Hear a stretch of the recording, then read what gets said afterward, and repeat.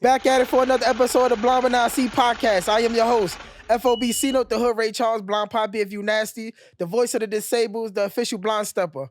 And Wolf, this is one of those ones. Now me, I really been doing my research on this one.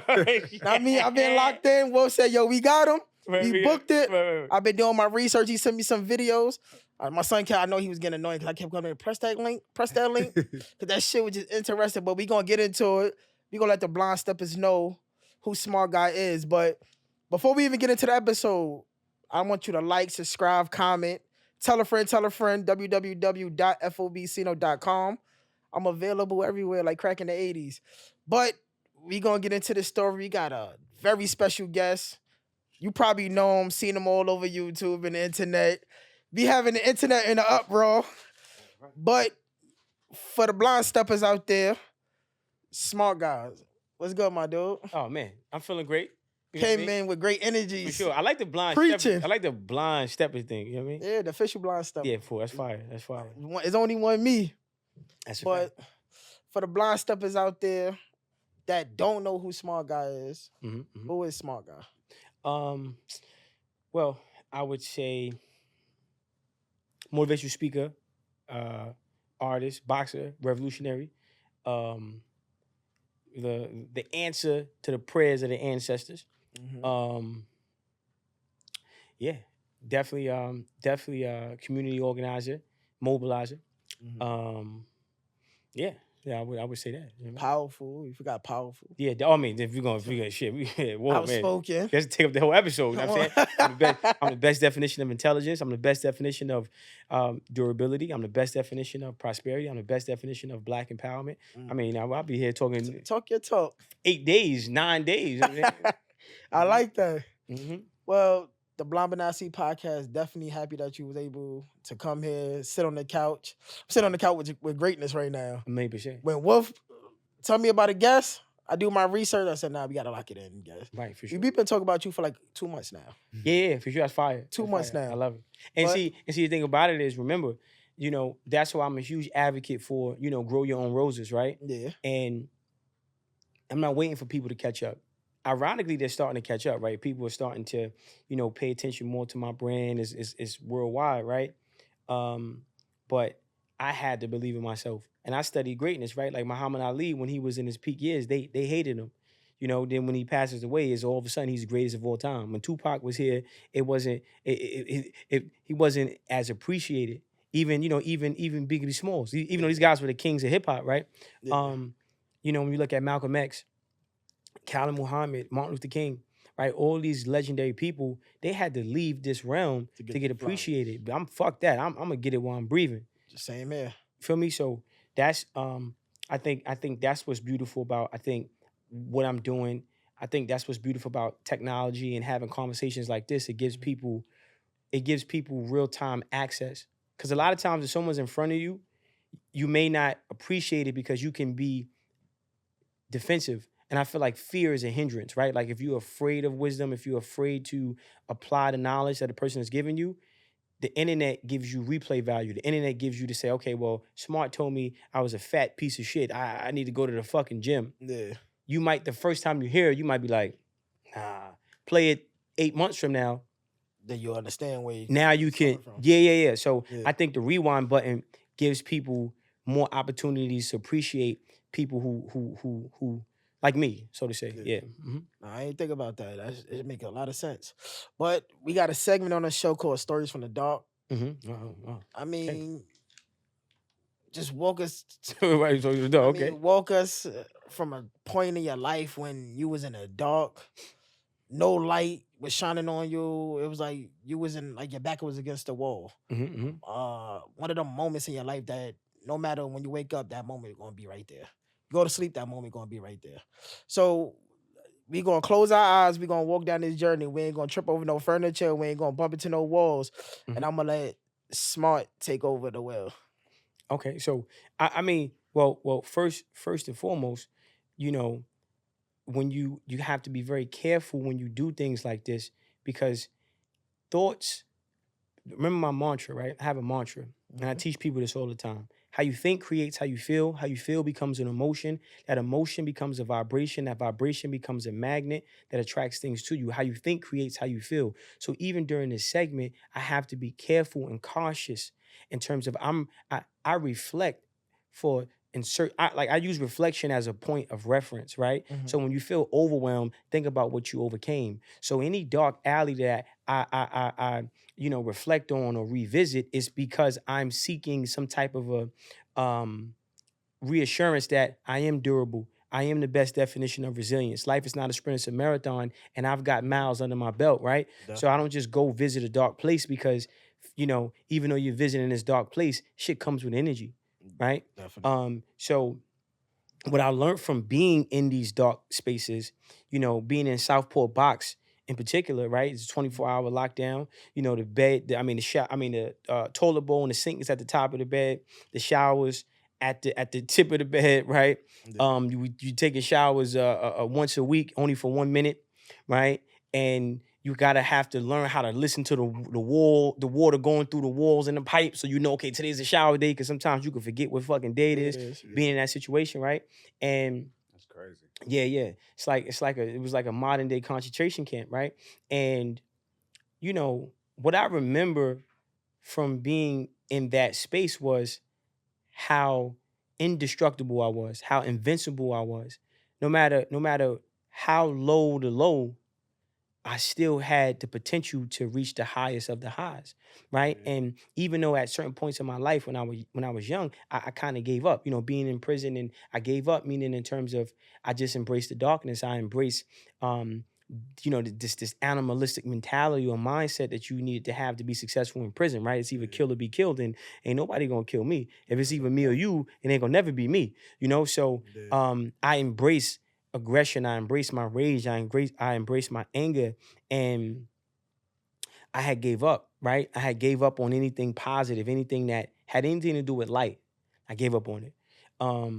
And God intervened, right? So what I remember from being in the darkness, that God came and got me out of that shit, right? And God didn't let the devil have his way with my soul, right? And it's very important to realize that no matter what you go through, when you feel you're alone, you're never really alone, because God is always there.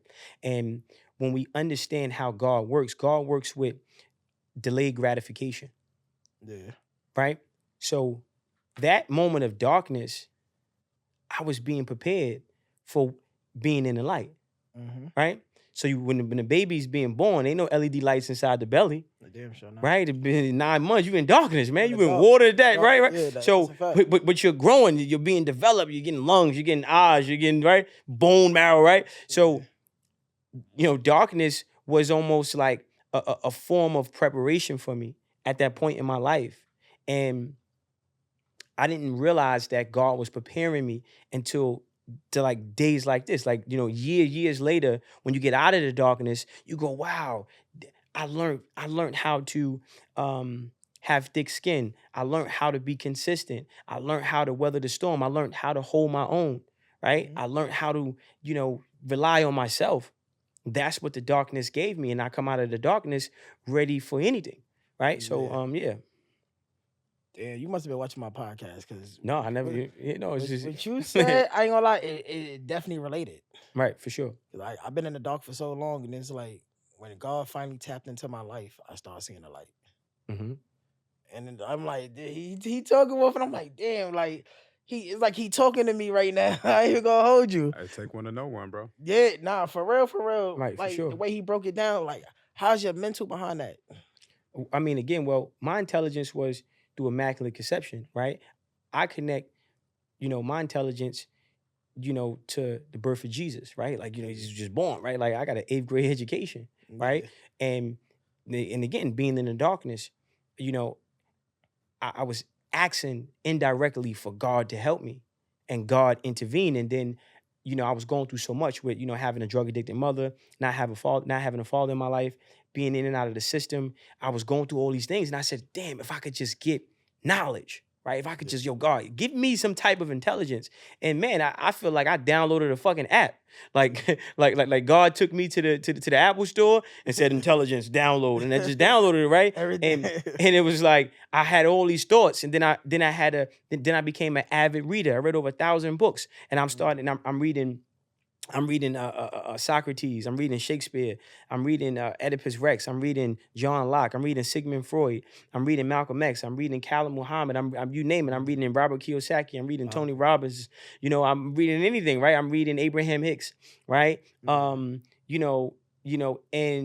I'm reading, the Dale Carnegie, right? Napoleon Hill, and I'm reading all these books, right? Then I'm reading textbooks, right? I'm just consuming so much knowledge, and I have no intention to allocate any of the knowledge that I'm acquiring at this time. I'm just acquiring all this knowledge, trying to figure out, okay, well, I'm going through this. I'm going through pain. Let me pick up this book on child psychology, right? And then now I'm getting into child psychology because I'm trying to fix myself. Yeah. Right? And then I found out through reading child psychology that a child's learning curve, meaning their ability to learn or acquire new information, is the shortest between the ages of 0 to 7. So now I'm thinking about me at 0 to 7. So I'm literally getting out a piece of paper and I'm like, okay, let me timeline my life. Let me revisit 0 to 7. What was that life like? Okay, now if I had this, what would this be? And then I made a list of pros and cons. Everything positive I got from my mother, everything negative I got from my mother, everything positive I got from my father, everything negative I got from my father, even though I never really knew him, right? Yeah. So I got to start with, my mother's light skin, right? So then look at me, okay, I'm not that light, right? So my father got to be dark skin, right? My mother's, she's slim, I have muscles, okay? So I'm starting to figure out what my parents gave me. Yeah. Right? I'm extremely athletic. Okay, my mother's not athletic. Okay, so dad got to have some type of shit with him. Yeah. Right? My mother, I found that my mother was a writer. Wow. Okay, this explains the way it works. So I had to figure out the things that my parents gave me that were positive, even though they didn't teach me and raise me how to utilize the things that they passed to me through birth. Right? Mm-hmm. And then now, and I suggest that, people, you can do that. Like you can, and if you have a relationship with your mother, whether you don't or not, right? You can still ask questions and figure out what was mom like when she was a teenager. And then now you can start to identify who you are. And I found peace in that, even though I didn't receive love from my mother or my father. So I had to learn to kind of like take the peace and take the love and indirectly get creative with searching for that information so I could figure out who the fuck I was. Because I couldn't accept just being in prison. I couldn't accept just being a criminal. I couldn't just accept, being a gangster and all that other stupid shit. Yeah, right? Yeah, I couldn't accept that. I knew it was more because God was giving me an instinct internally to even search for more. Like, I know I'm more than this. And God, you start hearing that voice in your head like, you're better, my son. You're better, my son. You're better, my son. Right? And I'm like, yo, wait a minute. I am, and I'm crying. Yo, listen, let me tell you, this is, yo, bro. Listen, so, I'm reading this book by Bo Lozoff, right? Bo Lozoff is this meditation guru person, right? Yeah. And he's like, it was this scene. It was in a book. He was talking about being in a cave, right? And you're sitting in this cave and all your demons are attacking you. That when they spitting in your face, kicking you, beating you up, right? He's getting beat up by all these demons. And he's fighting the demons. Get away, leave, get out of my life, leave me alone. And as he's trying to fight the demons, they get more stronger, they get more powerful, right? And then he just got so tired. After 15 years of fighting all these demons and monsters and ghouls and goblins, he just sat there in like this yoga position. He's just sitting there, right? He's just sitting there. And the demons, they left. When he stopped fighting back, when he just let go. Yeah. And he had to learn how to be in the present, right? He had to be present. And then from being present, he was able to overcome these things, right? And I just remember, right? And this goes back to like being in the dark. I remember like looking in the mirror in prison and just being like, why am I here? Right? Because I had to travel, I had to time travel. Well, my moms did this. I didn't have a mother. My mom's abused me. My dad wasn't there. I'm like, yo, it wasn't my fucking fault. I was a good kid. And I'm in the mirror and I'm crying. I'm feeling like shit. And then I hear a voice in my head, you're going to be more, my son. You're gonna be more, my son, right? But then it's like, why? It's like, okay, life is not a sprint. It's a fucking marathon, right? Like, but when you run this race, you run, and you remember. But God works in what? God works in delayed gratification. Yeah. So you run in this race, you're running, and you in first place. You in first place. You win. You win, right? And you know when you win the marathon, they supposed to give you first place, and you at the podium, you swear you about to get first place, and they walk right past you and give first place to somebody else, and you like, what? What do you mean? Wait, I won. Whoa, I won. Is it? No. You didn't win. This guy won, and they give it to him, and you got what? And then you got to get up and run another marathon. You do it about 10 times. Yeah, never stop. But now every time, could you imagine like you running and you win, but they give you third place, and you sitting there like, what the fuck is going on? And then the person that know they didn't win looking at you, smiling like, but that's really a demon. That's really the devil in disguise, right? And you sit there and you're frustrated and you're like, yo, what the fuck is going on? And then after a while, you just fucking snap and you stab the guy in the neck with a knife. Fuck that, you ain't winning, and you kill him, right? And you kill him, and he's bleeding out, and he's smiling, looking at you as he's dying. Because it's the devil, right? And then now you in court, you stand in front of a judge, and the judge says, for the charge of murder, you're found guilty. We're gonna give you 30 years, but you're eligible for parole. And you're like, what the fuck? So you sitting there 30 years, right? And you sitting there, you do all this time, but you training, right? You training because you like, damn, I gotta keep running, I gotta keep working. And then you hear a voice, right? That tells you, yo, you have to run another race. I'm not running. This shit got me 30 years. Fuck another race. But the voice sound different though. Yeah. The voice, you feel when you hear the voice, it feels like a hoodie on a cold day. When you hear the voice, it feels like water when you're thirsty. When you hear the voice, it feels it's God talking. It's like it's weird because you hear this voice, but you like another race. No, you're gonna run another race. Trust me. And then you hear another voice saying, you don't need to run another race. No, that's the devil too. Fuck it, I'll give you first place. Don't worry about it. You don't got to run another race, right? And you like, now you at this fork in the road, right? You can choose to let frustration change your destination. Mm-hmm. You can choose to let temptation change your destination. Or you can run another fucking race. And you got to understand the finish line doesn't move. And then when you run another race, you finally win and get first place. And then as you're getting your reward and you're getting your trophies and you like, finally, right? God tells you like, look, man, then he makes it make sense because he only made you run all of those fucking marathons because the another race that you ran wasn't on the racetrack. It was through mountains. So, but you had to run all those fucking marathons to build your legs up, to build your win up. You had to lose to build your strength up. So when you ran God's real race through them fucking mountains, you was prepared. And then when God said run another race, and you was like, all right, fuck it, I could run it. You thinking you about to run to the track? He like, nah, we going to the mountains. And you like, what? This is different. But then your legs, you look at your legs is strong as a motherfucker. Your endurance, your wind, your lungs, I can breathe. Oh, let's go. And then you run, boom. And you win that shit easy. And then when you get to the top, you crying because you feel bad at how you treated God. Because you couldn't see the preparation that God was preparing you for. Right? You had to understand delayed gratification from experience. Right? And you just crying. You're like, God, I'm sorry. Now you feel so humble. You feel like humility. Like, you're like, oh, whoa. You feel like your heart, like that feeling we used to get when we knew we was going to get an ass whooping from Mom Dukes because parent-teacher conference today is coming up. You like, you feel that feeling all over again, right? Yeah, man. So, God is amazing, man. Nah, he definitely is. Power. I like what you said, you healing yourself. I definitely like that. But I've been doing research. Definitely the interview with Trap Anonymous. Oh, that was tough. That was heavy, man. He tried to, he was going in. He was trying to, I don't know what the fuck he was. I was like, damn, he had some whole, he just went completely off. Journalism definitely was. Yeah. So off that interview, I want to go back. If you comfortable talk about anything. Relationship with your mother. Yeah, I mean, my mother was a drug addict. I mean, how can I say it? Yeah, because like when you sat there and said you felt like spitting in her face and throwing off. I spit in my mother's face. Yeah, you spit in her face and you wanted to throw her off the balcony to see if she fly. Yeah, I was ready. Damn. Yeah. Because it was rage. I mean, sometimes I feel like a motherless child, right? Every other week, you got a new man in the house. Mm-hmm. You got the nerve to point to him like he the man of the house. Yeah. And they all want me to call him dad. They all wanted me to call him dad. I grew up confused. I got beat until I was black and blue. And you wonder why I'm in school acting a fool, cutting class, picking fights, couldn't follow the rules. Free lunch won't cut it because I'm still hungry. Yeah. I need food. Hooked up with Daryl. Selling weed now, mama.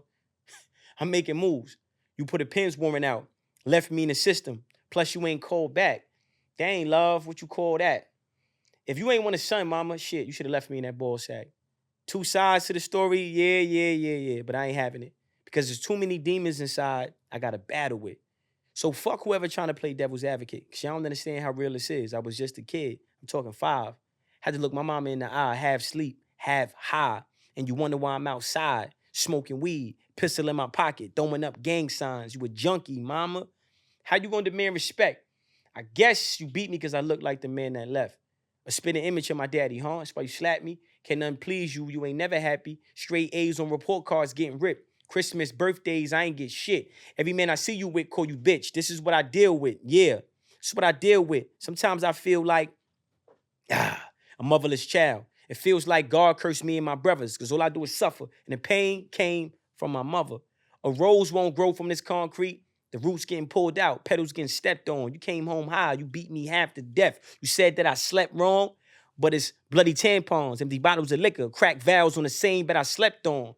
How the fuck could I sleep wrong? You got me laying on a bed I could barely even sleep on, right? So that was my life. Like, word for, like, that's like word for word. Like, that's what I was going through, and that's what I went through, right? On top of getting molested by my mother, on top of my mother trying to make me overdose on fucking Tylenol and cough syrup. Like, I had like 120-degree fever. You know what I mean? You know, and my mother called my grandmother, was like, you got to get him. He's got to get him. I can't. And she didn't drug me up, try to fucking kill me. And the ambulance came and was like, yo, 20 more minutes, I would have died. Right? So, you know, and having conversations with my mother, like, yo, hey, look, if this is how you felt, you should have left me in that ball sack. You should have just, fuck it. Should have just killed me. Abortion, or just gave me away and left me. But you chose to keep me around and abuse me and beat me and neglect me and put me through all this shit, right? So, and then when I got older, I tried to fix the relationship, and it just went left, and it just was like, fam, like you can't beat me now, right? Beat me now, like. And I think we had when I was at my grandmother's house, and we had, I can't remember, but we had like some type of an argument. And she had just something like she was gonna hit me, and it was just like, what? Like, you got me all the way wrong. You dab at me the wrong way, I might break your skull. You know what I mean? And it just was that much pent up rage in that. And I think that was like the last straw that broke the camel's back. Yeah. So. Mm-hmm. Your mother clean, or is she still on drugs? I don't know, man. Ain't no, you know what I'm saying? You don't know? You know what I'm saying? You think it's space for y'all to amend, like, to get on one page to fix? Not, well, it can't be fixed. Can't, listen. It can't be fixed. I think what happens is people, they always look at the victim. That's ain't the questions for the victim. That's for the victimizer. Fuck them. I moved on. You let go, right? You know, God healed me. It took me a long time to get over that situation, right? But that was a lot of prayer. A lot of prayer. That was a lot of, like, you know, that was a lot of prayer, a lot of crying, like, oh, like a lot of that shit. And God, please help me fucking fill the void. Fill the void. I spent many years trying to search for love from women that I should have got from my mother. And then I had to realize that a woman can't give you a mother's love. A woman can give you a woman's love. It's just as powerful, but it is different. And you can't have expectations for a woman to fill that void of a mother. It doesn't happen that way, right? So, man, I had to go through a lot in terms of healing and getting over that, right? And I was a kid. It's not my job to try to, you know, forgive you. Yeah, I forgive you. This feeling is for you, and I'm giving it to you. That's forgiveness. This feeling is for you. This energy, all that, this, here, take it. I'm giving it to you, and I'm letting you go. I love you. I forgive you. Bye. Stay the fuck over there. That's it. And just because you healed doesn't mean that person has to be in your life. And just because that person is not in your life doesn't mean that you're not healed. Yeah. That shit real powerful. Yeah, I'm saying that's important, and I think part of maintaining healing is not allowing people into your life again that will that will cut you again. If you get cut, does it leave a scar? Yes, the fuck it does. They ain't make the Botox or BBL Drizzy. Ain't you cut a motherfucker on their face? They gonna wear that for the rest of their life, right? For sure. But it's not an open wound, but it leaves a scar. Leaves a scar. So I'm gonna leave you or give you another opportunity to cut me again, and I can see the razors in your motherfucking hand. I'm healed, motherfucker, but you left some scars, and the scars that I gotta look at every motherfucking day, which is the memories. See, the memories are the scars. So even though I'm healed, the memories I could still remember what you did to me, right? So that's a scar. So I'm gonna let you just come back and conveniently be in my life again and have an opportunity to cut me off. You stay the fuck over there. Yeah. And I'm gripping too. You come, back the fuck up, man. I'm gonna protect myself. And I think I'm like, I feel like if you've been hurt or by someone, it ain't your job to try to fuck them. Yeah. Move on. Let that shit go. Forgive them. That feeling, that pain and all other shit, that's for them. So give it back to them and keep it moving. Right. Yeah. So you said that I pretty much being that you said it's for them. But what if she was to come back into your life to say you're sorry? You can't. It's not what you talking about. No. The fuck you mean? It's too late. Yeah, it's too late. Nah. What you gonna come? What you gonna do? Nah, it's too late. You better hit the lottery or some shit. Man, she hit that lottery. What's that jackpot? What's the jackpot right now? What's that, yo, little homie? What's that jackpot right now? That's something different. You got Google right on your phone, right? Google what the jackpot is. You smart. You know how to work your phone. I see you. You know what I'm saying? What's the jackpot? What's the jackpot is? What's that mega? What's that mega right now for, man? It's something crazy too. Yeah. Some shit. Yeah. It's something crazy. Damn. Yeah. But I was just saying that you was cut me a motherfucking check. Hold on, I'm still waiting for little homie to look it up, man. What's the mega, man? Just Google Mega Million number, man. Shit. You gotta hit that, man. Shit. That's a new segment, man. That's changing life right there. If you did me wrong, play lottery until you win. That's that segment. What's the number? That's 1 billion. That's about a billion. It's up to the bees. You know what I'm saying? So yeah. We're gonna, if you did me wrong, play lottery till you win and cut me a check and then I'll let you back in. Yeah. Mm-hmm. Fuck it. Yeah. But I definitely seen like you was molested by my moms. Your moms, the babysitter, and both females. Your moms had. I was never molested by no man. Not molested, but a man came in the bathroom. Yeah. Shit out. And I jumped out the fucking window And started screaming and all. Yeah, hell yeah. So let's be clear about it. And that's what the Trapping Anonymous was about. And that's why I went into detail about it, because a lot of it's like it's not the same. When a man is molested by a woman, it goes unnoticed. Yeah. So it's not even considered molestation. That's why I said that. I could have said, yo, I fucked my babysitter.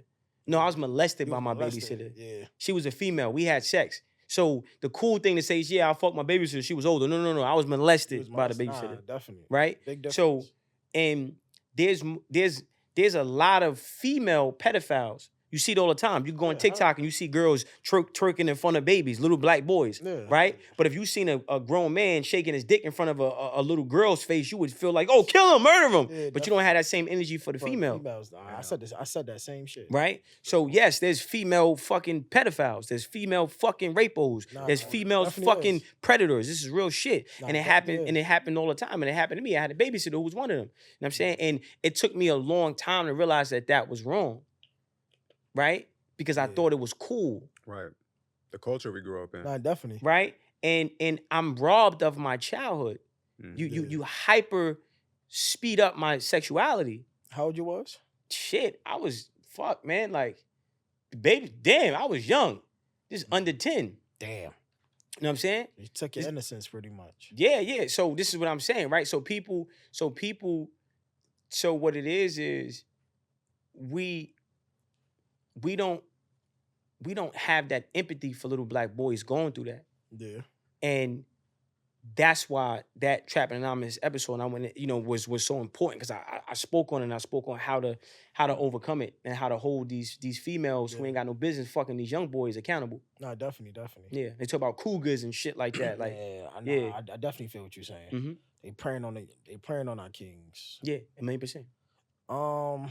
Another thing, Cause like I've been watching the Trap Anonymous in different episodes. I'm like, damn, like I ain't gonna lie, like you speak shit, you powerful. Like your words is really, you could like really write your own book to help and heal other people. But because I face everything head on. See, that's the greatest misconception. One of the greatest tricks the devil did was convince man that he exists. Right? So I went into that. My mother was a junkie. She was getting high. I'm in the house. I'm a kid, right? So one of the dudes in the spot run in with his dick out. But I'm already hip. Yeah. I'm not green. I'm saying I'm fucking a babysitter. I'm you know what I mean? I'm already, hold up. What's your homie? You got me I'm out. Woo. You know what I'm saying? Nah, that's a fact. I'm already hip to what's going on. I could feel the energy. You know what I'm saying? Right. Nah, it wasn't right. So I'm out. I got up out of there, right? So and let's be clear, if I was molested by a man, I wouldn't run from that. Thank God it didn't happen. But if it did happen, I would own it. It wouldn't feel no type of way. Yeah, because you know what I'm saying? And if that did happen to me, I would have tracked that motherfucker down, cut his dick off, and shot him in the head and burnt him alive. And happily went to jail, like, take me away. You know what I'm saying? So for me, I never ran from nothing that I was dealing with. Yeah. That's the key to healing too. So one of the greatest tricks the devil ever did was convince man that he has power. God is greater. Yeah. A demon ain't more powerful than an angel, right? 1,000%. The devil's not more powerful than Christ. The devil's not more powerful than the law. The devil's not more powerful than Jesus. How? From where? Yeah. Right? So I'm gonna face it head on and ask God to protect me. And if God got me, I let's get it. And that's what, and that's what that was. And a lot of people, oh, you got mommy issues. No, I healed, but I could speak about it. Definitely. And a lot of times people that are healed don't speak about it. And the ones that, like, so if you healed, you can't, that shit don't bother me. No, it definitely don't. Shit don't, I talk about it all the time. It don't bother me at all. I'm over it. It's a wrap. Yeah. But how I got to that point was with God. And it took me years of facing it, looking in the mirror. You know what I mean? Like questioning myself, like, damn, well, okay, I'm fucking all these girls because, yo, this babysit, this bitch. Oh, I should have been thinking about basketball and hooping. I'm trying to holler at the older girls. I'm constantly dealing with older girls. You know what I mean? Now I got a mature soul because the energy transference that happens when you have sex is a real thing. No, I believe it. So now you start taking on more mature mannerisms. You ever see a girl? Yeah, she fucking now. Yeah. You see a boy, when he start getting pussy, he start acting different. Acting wild different. Word. So, like you said, being robbed of the innocence is the real thing. Yeah. So how was it like from your past? Did it affect you dealing with women, dating and stuff? No, early on, like I said, because I was using sex as a form of escapism. Yeah. Right? I was hiding in the pussy. I was really running from myself. Yeah. I had abandonment issues. I wanted to feel loved. So if a mother loves her son, that's her world. Yeah. Right? It's just like, ooh, it's like you trying to get dog love from a thought. Yeah, nah, that's fine. You understand what I'm saying? Like you trying to get dog love from a thought. You only gonna attract women that don't love you because you don't love you. Yeah, you don't love you. So you looking, a dog, like when a dog really love his owner, that shit is ready to die for you. So you trying to get that, you want that love, you want that dog love, but you can't get it because this is not, that a mother is supposed to get that to you. So you want that feeling of that whatever that is, right? And then now I'm trying to get that from the females that I'm dealing with. And that's just not working. How long did it take for you to realize that? Man, it took me years, bro. It took a long time. I didn't have a notepad like, oh, well, today is the day. Yeah. I figured it out, right? No, it just, over time, you start to, because you have all these failed relationships, right? You have all these failed relationships, and then eventually, if you're clever, like I am, I get, I think about myself like, okay, what the fuck why this ain't working? Oh, I get it. I'm reading psychology. I'm trying to figure out, like, I'm studying shit. Yeah, this is what it is. I got abandonment issues. Whoa, wow, okay. I got what is it? I'm learning these terms, right? Yeah. Okay, I'm trying to replace this. I'm trying to, what is escapism? This is, shit, I'm connecting the dots. I'm forever on my own personal operating table, and I'm the doctor. Pass the scalpels, Mr. Smart. Okay, cool. Yeah. We're gonna move this, right? I'm tweaking and critiquing myself. Yeah. Smart. Can I ask you something? For sure. For men out, because I think a lot of men use sex as for escapism. Right, I don't think sure. a lot of men are self-aware of what escapism even is. Could you kind of explain from your perspective, what does using sex for escapism really look like? Like, what does it look like? Well, okay, so everybody's form of escaping, everybody's, okay, I want to try to say it like, not in layman's terms, but like make it as simple as possible, right? Yeah. Let's say you got a job, right? You got a job and you stressed out, right? When you climax, when you bust a nut, that 20 seconds, for 20 seconds, you don't have to feel no pain, Yeah. right? For 20 seconds, you're not at the job. You don't gotta pay no bills. You're not thinking about how broke you are. You're not thinking about how fucked up you are. You're not thinking All about that how shit go angry away. you are. You're not thinking about how ugly you feel, how fat, overweight, out of shape you feel. You don't feel nothing None of but that. peace Yeah. for 20 seconds. Yeah. It's very short-lived, but it's so powerful, right? Because it immediately takes you away. So if you don't like yourself, right? If you don't like yourself, if you look in the mirror and you hate what you see, when you come for 20 seconds, you're the king of the world. Yeah. For 20 seconds, right? Mhm. If you broke as shit, you broke as fuck, and you mad that you broke, and being in extreme levels of poverty makes you feel like really like rock bottom. For 20 seconds, you're Bill Gates. You're a billionaire. You're Jay-Z. You're 50 Cent. Whoever you think got money, that's who you are for 20 seconds. That's a powerful nut. Yo, hey, that shit is that's a why powerful that's nut. why it's called escapism. You can escape. You can get away from what you're dealing with. It allows you not to deal with what you're dealing with. You want to escape. Where's the exit? Like an escape, like you trying to get away. Yeah. That's what that is, right? So, a lot of black men, Wolf, we go through so much, and we don't realize that we need things to cope. It's like a coping mechanism, Mhm. and we use temporary coping mechanisms to deal with what we're going through. Sex is one of them. Violence is one of them. Drugs is one of them. Alcohol, video games is one of them, right? But after a while, you start to realize that you really want to feel whole. You want to feel healed. You want to feel loved. You want to feel you get tired of it at some point, right? Like at some point, you like, nah, I'm cool. I'm cool on this. I'm cool on this box. It's like the thrill, like you say, the thrill is gone. Yeah. So I've had so many experiences with females. Now I was hungry for more. And then I knew that what I was looking for, the girl couldn't give me. I had to give it to myself. Pause. I had to love myself. I had to re-architect my self-image, right? Who smart? Who are you? Right? Who are you? Right? Who the fuck are you? You had to look in the mirror and search for some good shit in that mirror. And it took me years, and a lot of tears. It took me years and tears. I'm in the mirror. Go in the mirror and look in the mirror and say, you're beautiful. Or just think to yourself, you're beautiful. You're gonna not feel beautiful. You're gonna feel ugly. Yeah, you gotta talk to You're gonna feel fucked up, right? But don't run. Don't try to escape. See, because sex helps you with the escape. The escape, yeah. The blunt helps you with the escape. The video game, the phone, whatever it is. Now sit with your fucking punk ass self and say, I'm special. I'm special. I'm special. You're gonna be like, yo, what the fuck out? You ain't gonna feel special. That's why I came up with that affirmation. When you get one negative thought, replace it with 100 positive thoughts. Right? So, it took me, I had to learn. I was really trying to get better.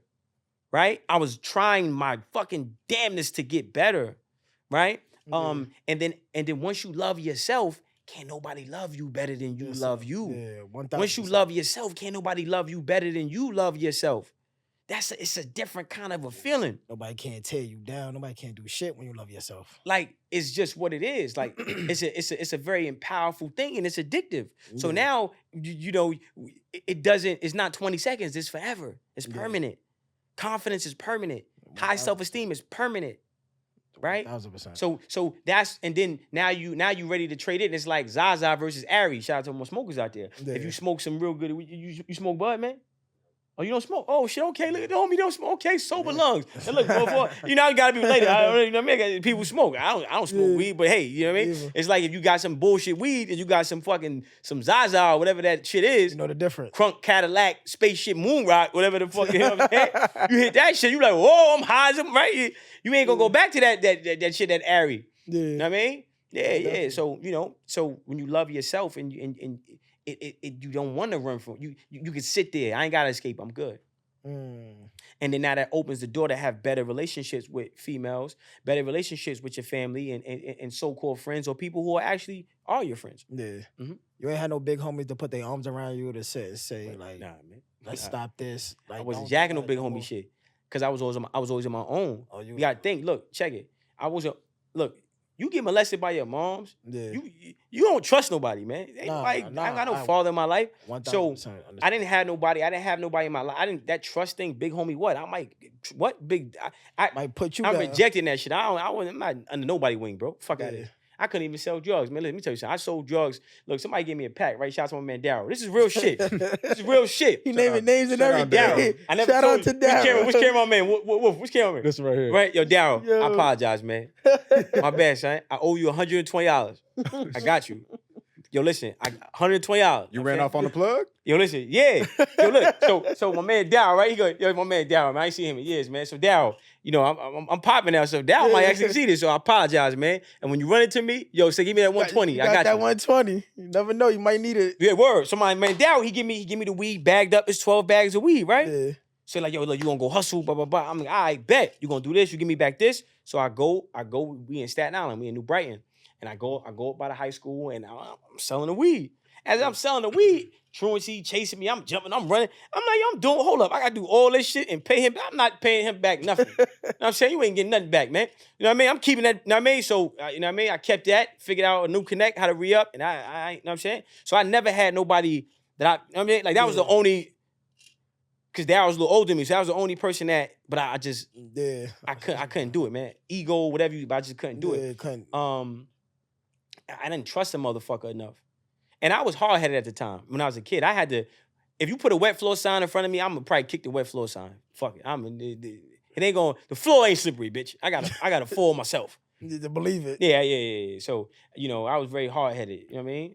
As a kid growing up. So there was no big bros. But I had somebody, who tried to be that. My man Rab, God bless his dad, from Brandon Clifton, right? Yeah. I respected Rab because he was a killer. You know what I'm saying? And, you know, he would tell me a lot of shit about life and stuff like that. But I was trying to figure it out on my own. You want to experience it. But I was always by default, I was always on my own. Yeah. So sometimes when we talk to young kids, right?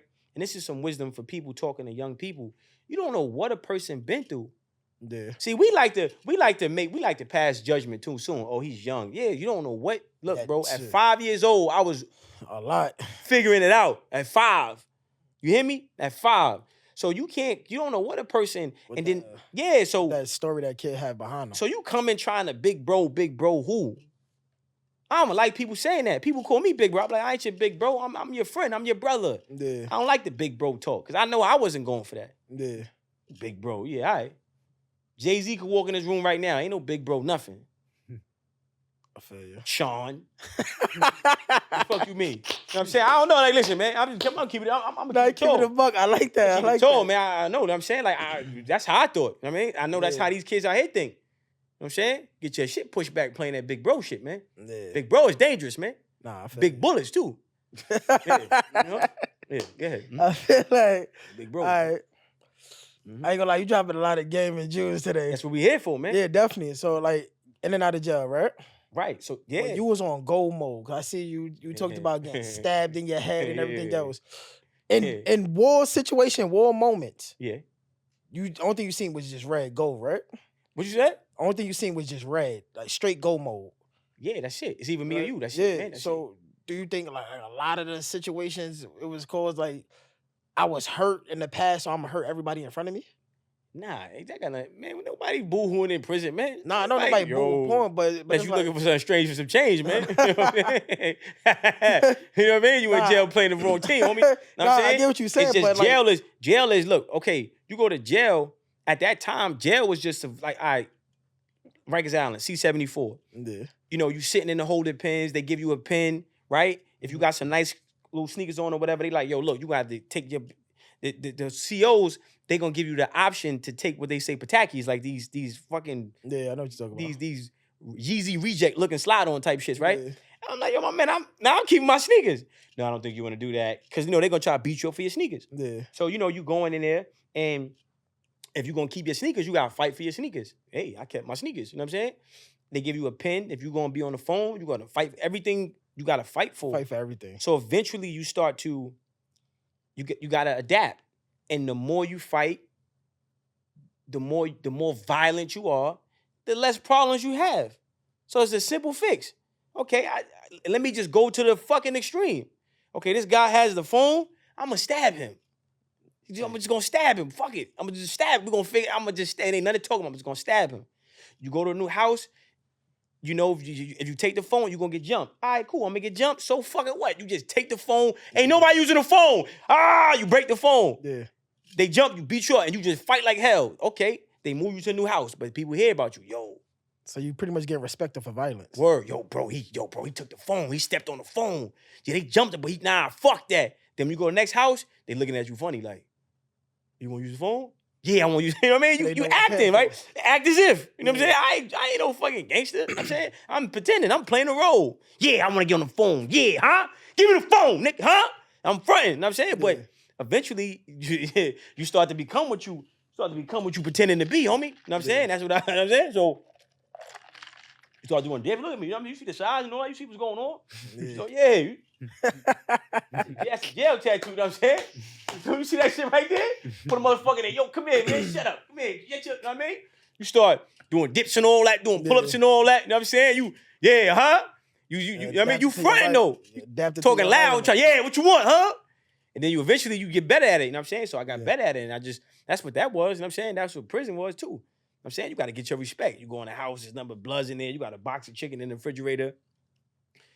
Somebody got to die for that box of chicken, man. Yeah. I got stabbed over a box of chicken, man. You got stabbed for a box of chicken? No, over a box of chicken. Over a box. Nobody take shit from me, B. Oh, you know over something. Yeah. Yeah. Nah, man. Yeah, you know what I'm saying? I ain't with it.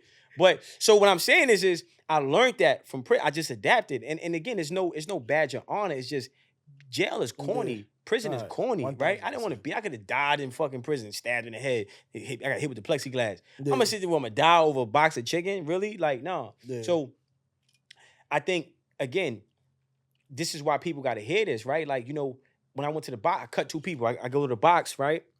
So I get stabbed. Person that stabbed me, I stabbed the back. I cut him. You know what I'm saying? I went through some shit. And I'm in Southport box, and my bunky's a serial killer.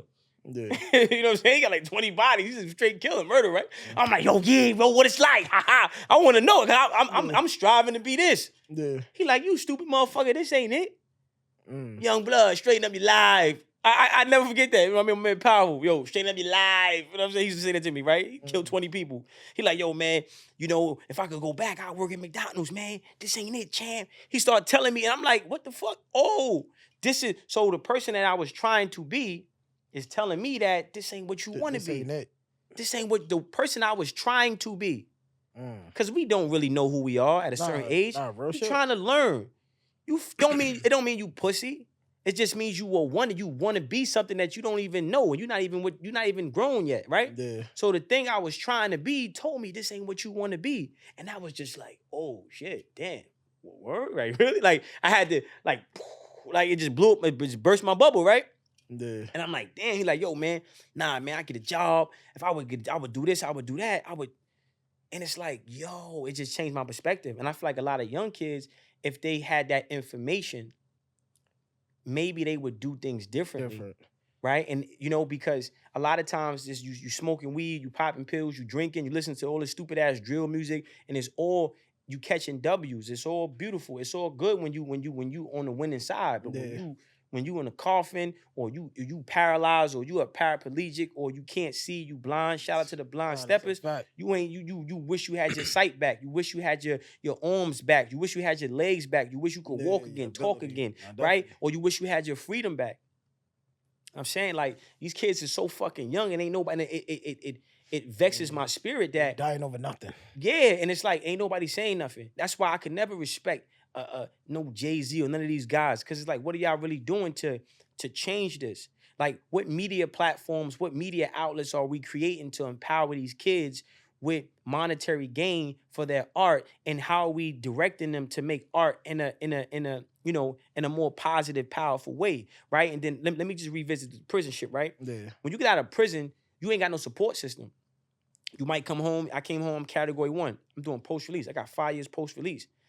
I'm trying to find a place to parole to. I don't want to go to a shelter. So, I go find a bag of chick. I'm paroling with a chick. You know how I go. You parole with a chick. Give me my keys. Get out. So now you coming back. Your whole shit packed outside. She love you as long as your muscles is inflated. As soon as you lose your up north glow, bitch, she like, you got to go, daddy. Over. Right? So if you watching this and you in a tight spot, you coming home from prison, or you living with your girl, go to a shelter. Go to a shelter. Get the help from there. Because 90 days, after 90 days, 4 months, 5 months tops, you're gonna be able to get your own apartment. You're gonna be able to you're gonna be able to get on your feet. Talk to them. And nobody talks about this, right? So the time you waste trying to live with your girl, you could have went to a shelter, find some programs, got some government assistance. They get you an apartment, help you get a job. Now you get all the girls you want because you got your own spot. And that same bitch that you was chasing, she gonna be blowing dick on your couch.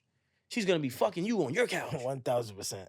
And you ain't gotta swap out your toothbrushes. You ain't gotta hide shit. And I mean, I've been through all this shit, man. That's your shit. I've been through all this shit, man. I've been through all this shit, man. You living with a broad. It's not worth it. And a lot of times we don't have that guidance. We don't have people who experienced it, right? So you come home from jail trying to depend on your family. Your family ain't really down for you. They don't really understand how to be supportive, right? Yeah. So you got to go to the fucking shelter. Go to the fucking shelter. Is it good? No. Will it be greater later? Yes. Shit was even worse than jail. Yeah, go to the fucking shelter, and then now you figure out you figure in 90 days. In 90 days, you got a car, a job, and your own apartment. Crib, no stress, no nothing. Right? Versus somebody who took them 15 years out of prison just to get a license. It's people that been home from jail for 15 years and probably just getting their license. Because they went to live with a bitch, they went to depend on girls, and they got caught in this constant cycle, this constant roller coaster ride of, let me live with a chick, let me live with a chick, let me live with a chick, let me live with a chick. And you're not wrong because you expecting an old girl to ride, but bitches ain't like that. I'm saying they may ride, but it's an expiration date for that ride, for that transportation. It's always an ending date for that shit. Yeah, and then the things you gotta do to be passenger seat, you gotta cut your nuts off. You emasculating yourself just for some keys, homie. It ain't worth it, man. And we gotta make this we gotta make this shit public for the men out there. You gotta let men be men. And go to a shelter, man. Fuck it. Go to a shelter, man. You get on your feet, man. You figure it out. And once struggle, shit, fuck it. And then once you go through that, you're gonna be better. You're gonna be more powerful. But while you're going through that, go to God. See, black men, there's a conspiracy to destroy us. So we condition to go to the woman. We condition to go to family. We condition to go to everybody but God and ourselves. All you need is God and yourself. You go to God and you ask God for provision. Talk to them. You ask God for provision. As a man, will protect us, provide us, maintain and sustain us, right? So we have to go to God. Ask God, God, I need some provision. And through that provision, what you're working on will be empowered by God. God will make what you're working on successful. How much money I made off selling CDs? Selling my music, selling my CDs. Like, that wasn't me. That was my provision. God empowered my hustle. You know how much money you gonna make off this podcast? That's what I'm telling Wolf, don't sleep on it, man. Right? You know how much money you gonna make off this podcast? You gonna make millions, bro. I'm telling you. But you gotta ask God for provision, and God is gonna sprinkle that shit. You know how boy be throwing the little, you know what I'm saying? Little definitely sprinkle it on me. He gonna sprinkle that provision, but you gotta know what it is. He gonna sprinkle that provision over what you're doing, and then now you're gonna generate the finances that you need to be the man that you are, which is a protector, provider, maintainer, sustainer. 1000%. So as you're going through what you're going through, don't be afraid to ask God for your provision. Yeah. Deep. Yeah. When was your wake up call when you sat there and said, I gotta change? I told you, Southport Box. I didn't listen. I didn't wake up, man. Listen, people, I gave up. This is divine. I'm one of the chosen ones, man. No, 1,000. God chose me. I was in Southport Box, man. Like, man, I'm gonna get out this box and I'm gonna kill one of these fucking COs because the CO smacked me in the back of the head. Right? I already splashed it. So splashing is, you cut the top of the toothpaste off. Cut the toothpaste off. You piss in it, roll it up, put it on your door. CO! He come to the door, you step on that shit, and the piss hit him all in the face and all that. You know what I'm saying? Yeah. And then they beat you up and they put you in the hole inside the hole. Now you on a cabbage, you on a loaf where you only get this hard ass cabbage and a loaf of bread for 2 weeks. That's all you eat. That's all your food. It's food deprivation. You know what I'm saying? They put you doing like crazy shit. So I'm like, man, I'm going crazy in my bed. Or you ever see Tom Hanks from Castaway? Yeah, with the bed. I was like Tom Hanks from Castaway, man. Holding on to my pillow, talking to my pillow. What was the volleyball name? Fuck. I forgot. What was it? It's been so long. Samson or something? Something like that. I had the pillow. It's so long. My pillow was my Samson. Yeah, man, we gonna get out of here, man, right? Yeah, man, we gonna get out of here. Yo, when we get out of here, we gonna kill these police officers. Yeah, man, get the knife from the Puerto Ricans. All right, man, we gonna kill them. We gonna kill them all. I'm going crazy in the box, man. You hear me? I get out. I'm going to kill somebody, man. I'm going to do life in jail, or the police going to kill me in this box, and I'm never coming home. That was what I was on, bro. So listen, man. God came in and intervened, man. I'm saying God. That was the moment of intervention, divine.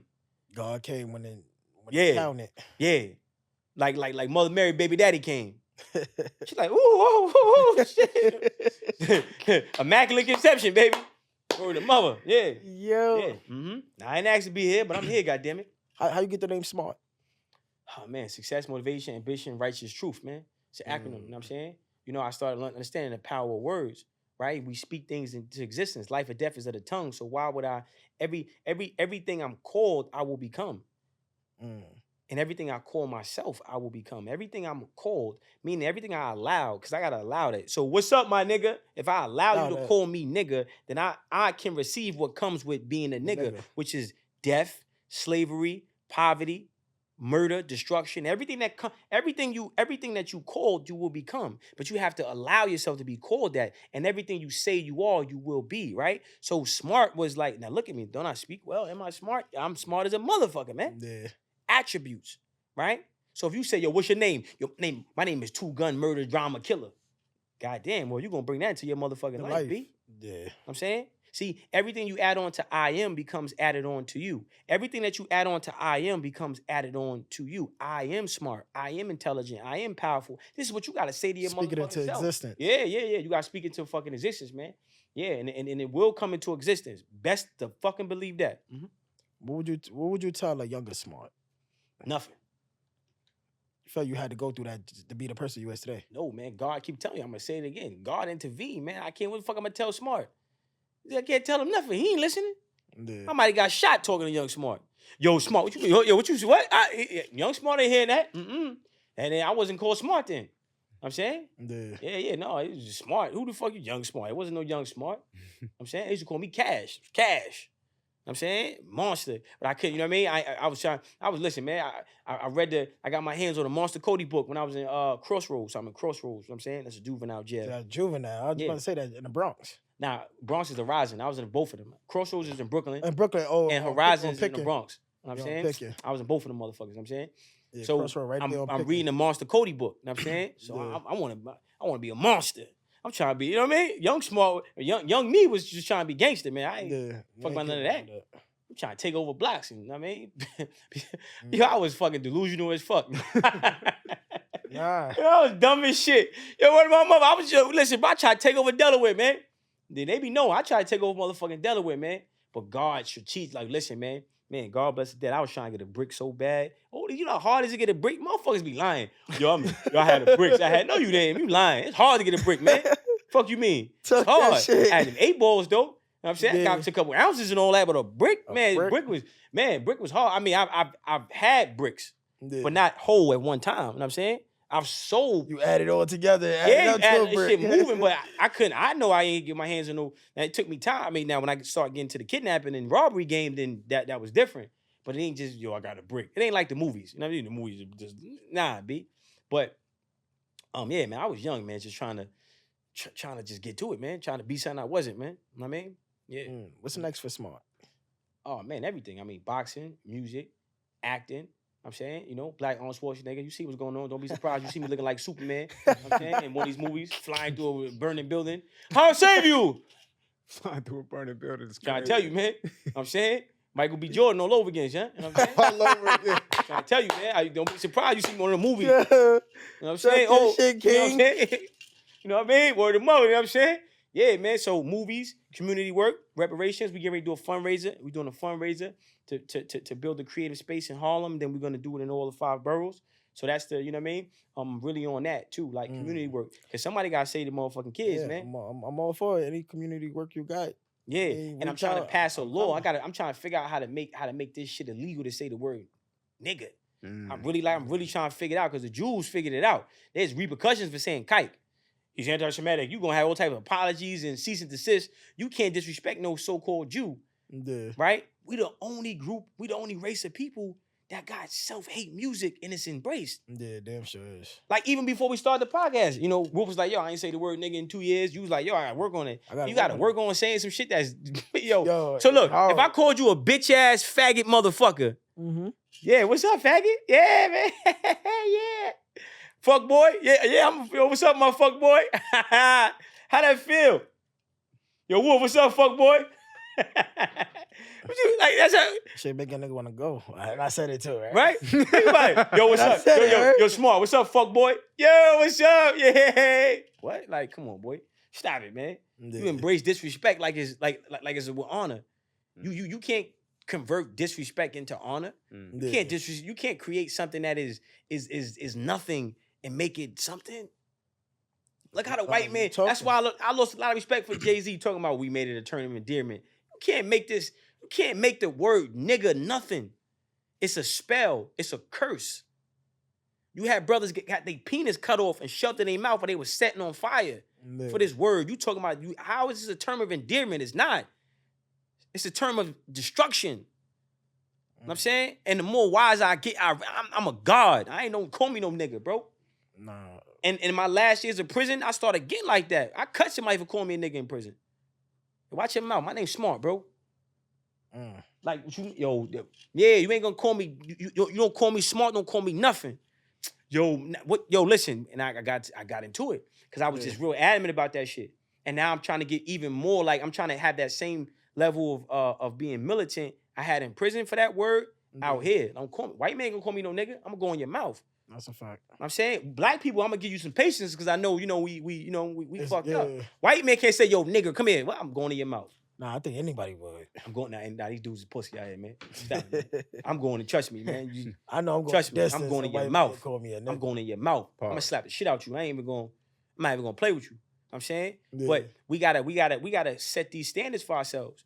And the people that we embrace, like the people who we bought their art, we bought their content, all these so-called rappers, we support them, but they don't elevate us. Yeah. They don't elevate us. So I want to create my own industry. And this is what I'm working on. Wolf know I've been talking this shit. I've been working on shit for a long time. And I don't want to go into particulars and details because sometimes you gotta just pop up like, boop, here I am, bitch. Yeah. Here I am, bitch. Doors are open. Yeah. Oh shit. Grand opening, cutting the ribbon today. Posted on the gram. Pull up. Damn, Smart you. Yeah. That part. Talk your talk, King. Nah, I like that. I like that. Right. Look at your camera. What would you tell a kid that's out here wilding? No guidance. Nothing. Can't tell him nothing, man. You see, this is another thing. You're gonna tell a kid. How old is he? 13. What the fuck you gonna tell him? I'm gonna tell you, man.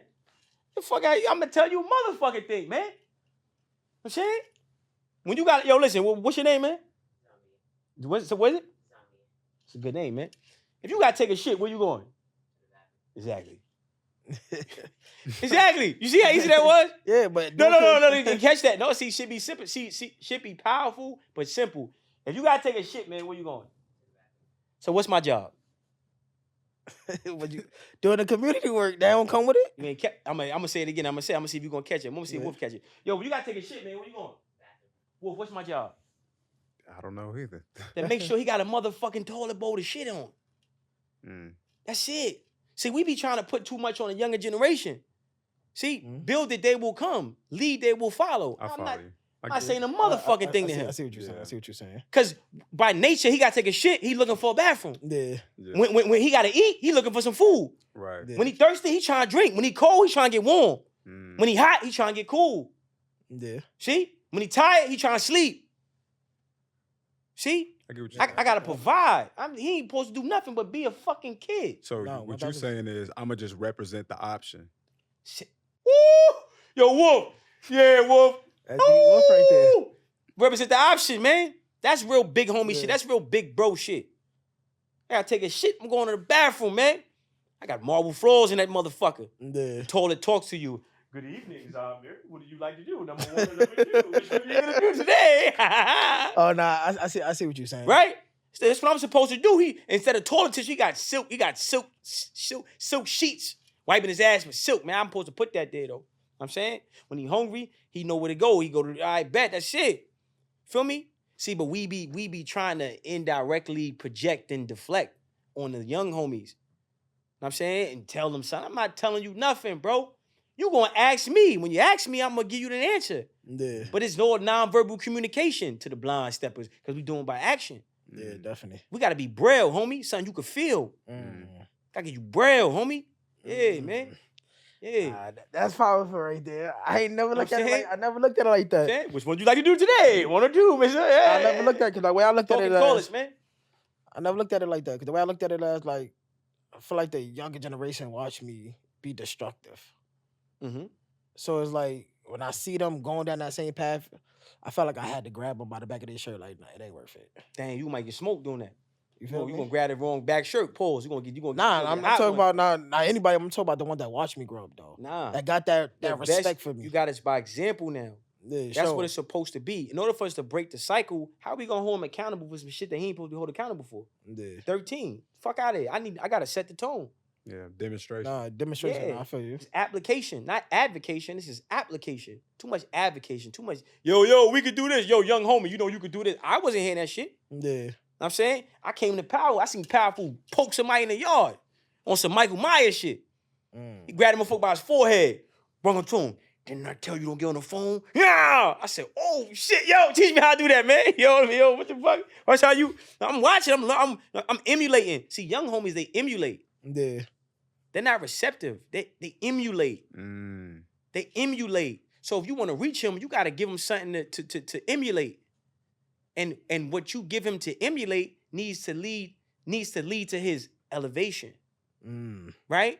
You got to give him something to emulate. So a dude might see small, damn, small in shape. He got, oh shit, he fly. Yeah. You see the Louis on the feet, man. I'm saying, oh shit, small, word. They watching. They watching my moves. Okay, I'm working out. I'm starting these businesses. Then a dude just watch. He start emulating. Everybody that box gonna be like this in the gym. Floyd Mayweather shoulder roll because they look at Floyd. Yeah. You know what I'm saying? When Jay-Z put button up, so everybody was like, yo, wearing button up. Button-ups. Everybody trying to be like little baby, whoever they listen to, they emulate. Yeah. So we gotta demonstrate because they emulate. Right? And we can't advocate, we have to apply.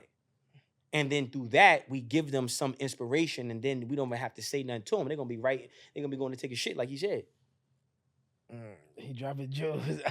I never looked at that, Wolf. Hey man, I think you can wrap it up now, bro. It's done. Yeah, nah, you definitely dropped jewels. I ain't gonna lie, you the GOAT. Nah, I'm not the GOAT, man. Not yet. I never took into existence. GOAT, man. Everybody use this GOAT shit, man. GOAT, I'm a GOAT. That shit be whack to me, man. You just smart. Yeah, I'm just me, man. God, man, I don't know this GOAT. Hey, yo, the GOAT. Man, listen, man, I don't know about that. GOAT means greatest of all times. How you gonna call yourself the GOAT? You got so much work to do. Like Michael Jordan is a GOAT. You know what I'm saying? Greatest of all time. Muhammad Ali is a GOAT. Greatest of all time. Sugar Ray Robinson is a GOAT. You know what I'm saying? Like people be throwing this turnaround too loose. You got way more work to do before you start taking on attributes that you ain't even put the pain in to receive. You know what I'm saying? Yeah. Talk your talk. I will be though. Don't get it fucked up now. That's a fact. That's what you do. Number one and number two. Before we I'm the wrap. Braille, man. That's what I'm the Braille. That's what I am, man. I'm the Braille, man. They feel me. You hear me? I'm the Braille, man. Huh? I'm still in that. Yo, I'm still in that. I'm still in that. I'm the Braille, man. So they feel me, man. Before we get out of here, tell people what you got going on. How can they reach you? How can they be part of? Oh, yeah. My number is 917-907-3687. 917-907-3687. My website is nolabelstore.com. We got the big seminar coming up August, Atlanta. Be there or be nothing. My Instagram is the smart guy _. They really know to find me, but I'm just saying. Yeah, nah, spit out for the blind smart guy _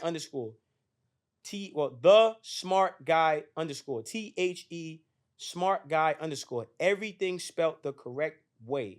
917-907-3687. Okay, and if you can't find me there, you can find me in your mama DM. Yeah. Now I'm just talking shit. Yeah, I know. How can we donate to your fundraiser that you got? Yeah, we gotta hit my number. Like we getting ready to So I'm working with the realest podcast ever out of Philly. We got some things in the work. So I haven't like started it yet. Like we just making sure everything is right because we doing aggressive fundraising, meaning like 2 weeks building this up. Yeah. Like that's how I want to do it because we have the highest purchasing power. Like our disposable dollars is more than Dubai.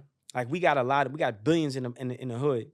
So what me and the brother sat down and spoke about was how do we get instant gratification in terms of change, right? Nobody wants to wait 20 years for a school to be built. Yeah. How do we build a school in 20 days? What does this look like? How do we get this property in 20 days? Like everything we do, I want to do 20 days. I want to really like be aggressive in terms of building because it's time. We've been waiting over 400 years. Jesus ain't coming. I'm sorry. I hate to tell it to you people. Okay, so you go to Sunday, well, blood of Jesus, here we fall down, but we get up. Motherfuckers we ain't get up yet. You know what I'm saying? I see you know your songs though. Yeah, and we fall down, but a saint is not a sinner. Whatever, you know what I'm saying? But I ain't with all that. You know what I'm saying? I'm more so like, look, man, we just get the fuck up right now. Yeah. And we fell down and we get up, then when do we get up? Because I keep seeing a fucking floor. And I know it's a lot of black people tired of seeing the fucking floor. I know. I gotta die to get to see some white man that don't exist, and Jesus ain't even white, he black. So I gotta wait for some man to come out the sky. I gotta wait till the doctor says, the fuck out, I'm gonna go get it now, baby. Nah, definitely. Yeah, I'm gonna be living to enjoy this motherfucker.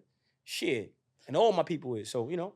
Nah, I feel you. Yeah. When you put it together, I want to be part of it. I want to donate and everything. Yeah, we got to tap in, man, for sure. You know what I'm saying? We definitely going to... Wolf going to keep us... we definitely... You put your number out there, so I definitely got your number now. For sure. So you got to thank Wolf, too, man. You know what I mean? Kind of got you around the invoice, man. Yeah, pause. Wolf bring the best out of me. Yeah, you heard right. He got you around the invoice, man. You know what I'm saying? Definitely. Got you around the invoice. Yeah. You know what I'm saying? You know what I'm saying? You know what I mean? Yeah. These lose ain't cheap, man. Nah, shit. Shit, kids ain't cheap. That's why I'm on this couch every week. No, that's right, man. Nah, so look, real quick before I go, last thing, right? Look, Wolf, so you got to make sure that you know, I think you guys should partner up, right? We tapped in. We tapped in. The advertisement game, okay? The advertisement game is where it's at. Take an online course in advertisement. You want to, you know, and figure out how to develop your POCs, your points of context, right? There's so many companies, so many brands that the world don't know about. You guys need to figure out your personal ad revenue, and then you set financial goals for your ad revenue. So there's a video like this, you might be able to get 3 ads on this one video, not including, you know, Google ads. I'm talking about your own ads where you reach out to a company and says, look, yo, I'm thirsty right now. You got a what the fuck water? You know what I'm saying? Yeah. And boom, now that's a check. That's $100. So every video every video you put out, your independent ads should be at least a minimum $300. Yo, it's crazy. See, I was just looking into that. And then now every 10 videos you got $3,000. Now you work with some people to help you allocate that capital. How do I invest? I don't want to touch that $3,000. So I'm gonna take $1,000, put it in a CD, put it in a fund, put it in some shit that's gonna yield, right? Take another $1,000, put it invest somewhere, take another $1,000 and put it on ad, right? Like you're gonna figure out how to grow your ad revenue. Cause he got it, right? Like this is something that's here. And I like the big stepper. I like the disabled thing, right? I like this being that voice for those people. Voice of the disabled. I felt like we was left in the dark, so I'm here to talk. I'm here to bring us out of it. I think Wolf, and I said this before, I tell Wolf all this time. We gotta appreciate the power of us. They not like us. Definitely not. So what does that mean? We got the new melanin. We're gods and goddesses, so we work together. This shit, yo, Wolf, you can make it. Yo, they be sitting like, yo, this dude can make $1 billion off this shit, right? You can have podcast pods, right? Where you got, you had what was the big thing about the iPod? The iPod had pre-recorded songs, right? So if people are blind, they need pre-recorded shit. What's gonna be augmented reality for blind people? Augmented audio. How do you augment audio? You understand? How do you augment audio? These are the things you got to be thinking about. Now you're talking about products. Now you're talking about hardware. You got so much things that you can do, bro. So y'all got to really be tapped in and get in that creative space. And because there's going to be products that you're going to be selling through this content. It's going to be services you're going to provide through this content, right?